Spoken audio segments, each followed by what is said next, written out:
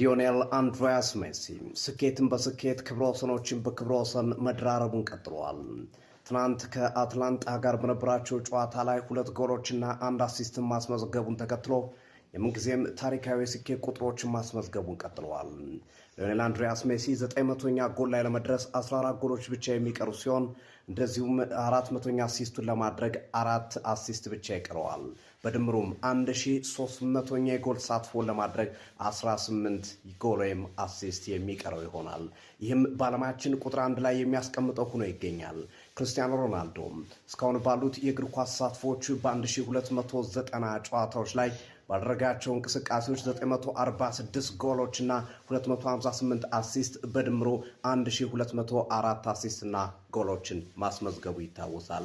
ይህ ማለት ሊዮኔል ሜሲ በድምሩ 1282 ጎልና አሲስት ላይ የተሳተፈ ተጫዋች ነው። ያም ማለት ከክርስቲያኖ ሮናልዶ በጎልና በአሲስት በ78 ሊዮኔል ሜሲ ይበልጣል። ለእርሶስ ማን ምርጡ ነው? ማን የዓለማችን የምንጊዜ ምርጡ ተጫዋች ነው? ሊዮኔል ሜሲ ወይስ ክርስቲያኖ ሮናልዶ? ሀሳብ ስጡበት። የፕላስ ምልክቱ በመጫን ፎሎ ያድርጉ።